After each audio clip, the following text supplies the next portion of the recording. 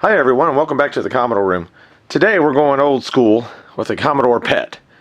This belongs to the Midwest Computer Museum and it's got some keyboard issues. It does work except for most of the keys don't seem to do anything. To be honest, I've never worked on a PET. I have a couple that I just haven't gotten to yet, so this will be the first time I've really cracked the case on one of these. But we're going to see what's going on with this keyboard and see if we can get it working. One really cool thing about the Commodore PET is this kickstand right here. So you know you've got a cool computer when you open it up and it's got a kickstand so that you can work on it. You can see in here there's a pretty massive capacitor and a very large transformer, but you can see the size of that cap. That is absolutely enormous. As we're working on it, if we can, we'll see what size that is. I'm kind of curious. It's pretty huge. Looking at the system board, you can see it's pretty straightforward and largely just discrete components. A lot of it, there's some memory chips obviously, 74 logic over there, some sort of expansion port here. I don't know a ton about these. I mean, I've used them a few times, but I'm certainly not an expert by any stretch of the imagination on these. So we'll go ahead and look at this keyboard first and see if we can get an idea of what's going on with that. But maybe the place to start will be to take this outside, get the old air compressor and blow all the dirt out of it. There's a lot. See a lot of cobwebs, some dead spiders and whatnot. Nowhere near as bad as the SX64 I worked on a couple weeks ago, but certainly still kind of gross. Okay, slight change of plans.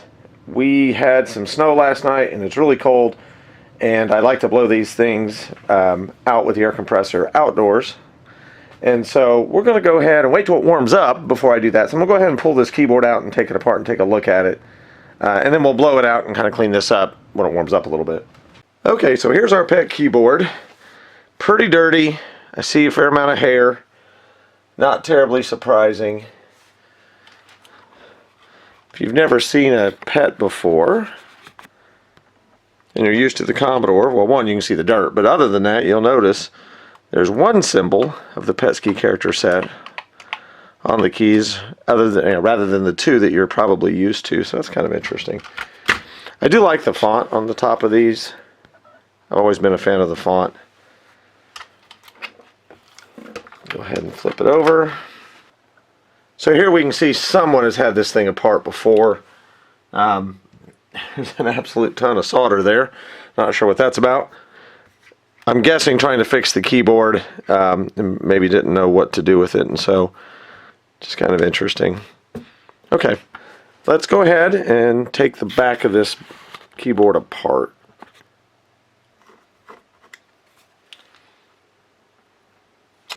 So one interesting difference, the screws are not Phillips.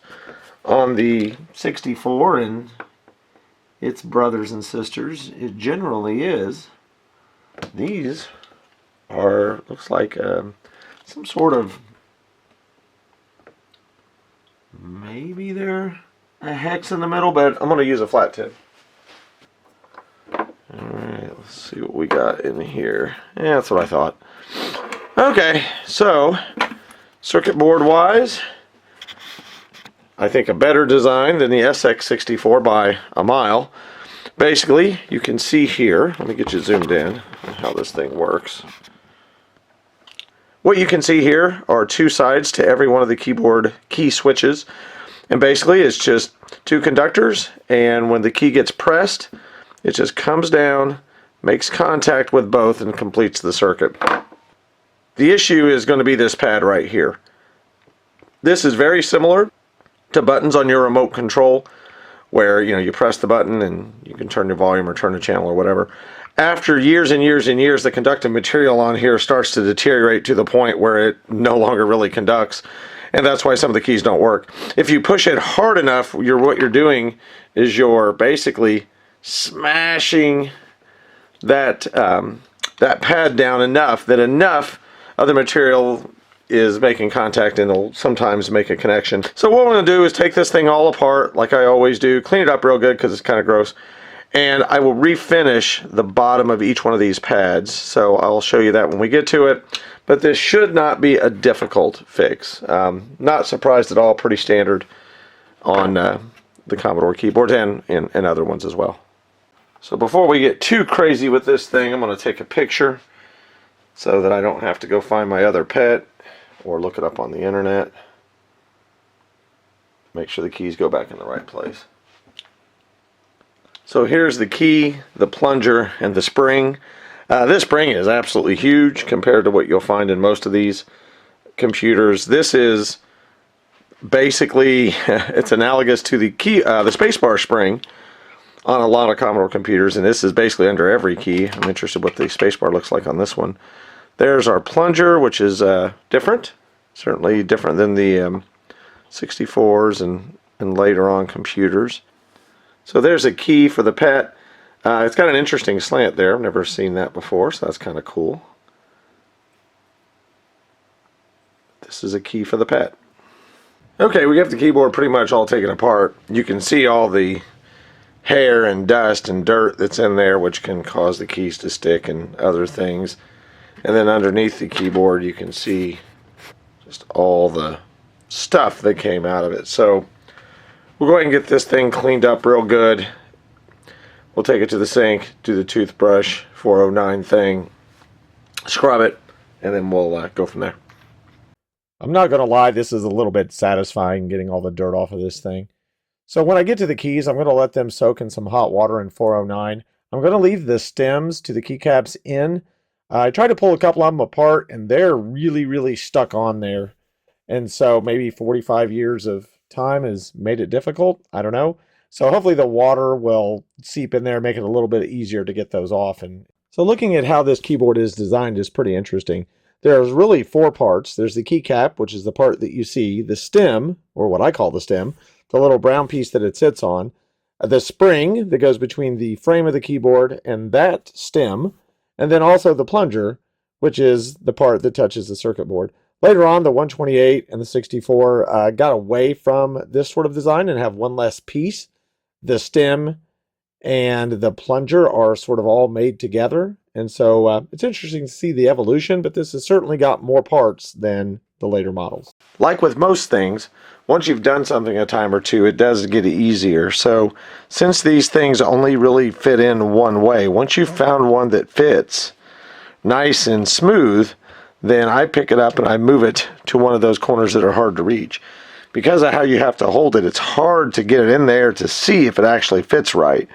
So what I do is I say, oh, does this fit there? No, not really. So I know it has to go the other way, so I rotate it and then slide it right in there.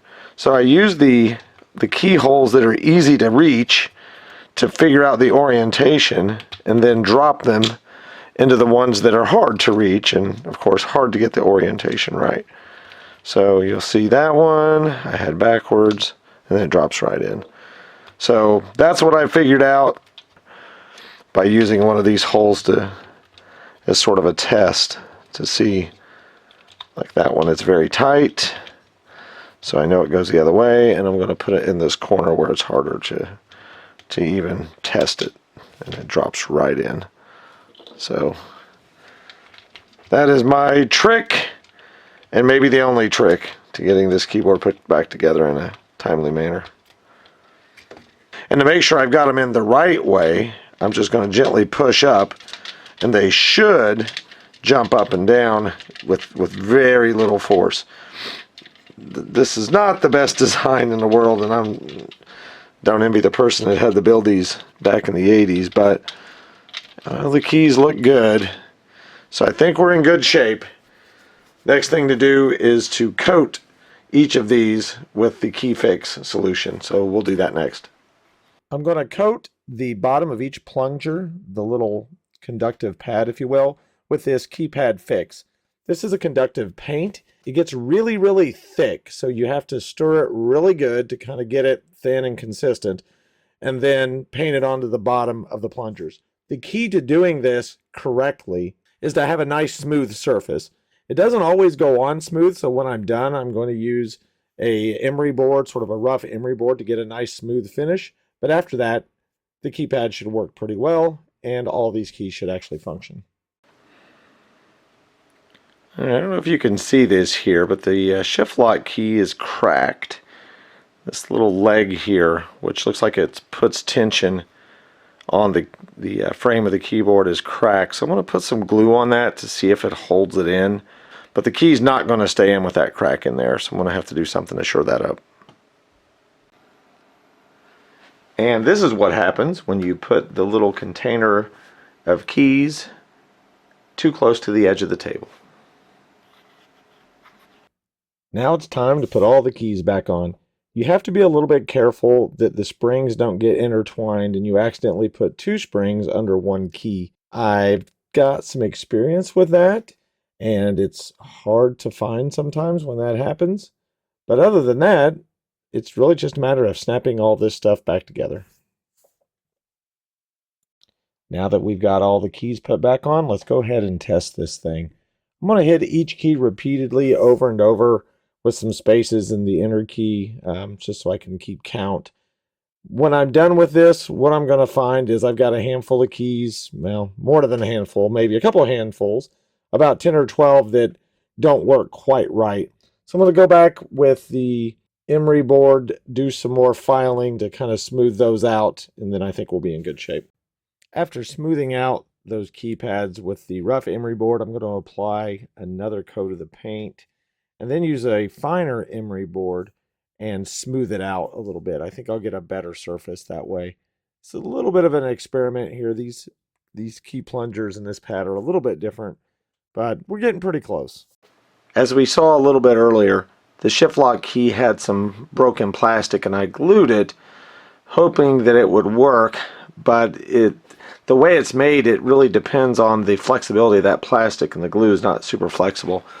So what I did here was I took a 90-degree header from a DuPont connector and put it down in there and soldered them in. And basically this is mechanical, so it holds the shift lock key in just based on the fact that it's soldered and kind of wedged in there. So now the shift lock key doesn't really move at all. It's pretty solid and not dependent on that plastic that's pretty brittle and is actually broken. So this is the way I repaired it. It actually works pretty good, and that key is definitely not moving, so that's better than the way it was. So I think at this point we're ready to put this keyboard back in the pad. And here we got the pad all back together. I would really like to clean this thing up and really disassemble it, maybe do some repainting on it and this, that, and the other, but unfortunately it's not mine. And my job here was really just to get the keyboard running, which we've done.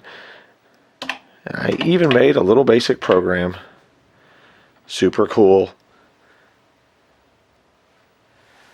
If anyone's going to be in Indianapolis this April 29th and 30th, we've got the Vintage Computer and Video Game Expo. Check out the website at indyclassic.org. You can follow the Commodore Room on Instagram. And if you like this sort of content, feel free to subscribe to the channel and leave a comment if you've got something interesting to say. Or even if you don't. I hope everyone had fun hanging out in the Commodore Room today, and I hope you'll come hang out in the Commodore Room again real soon.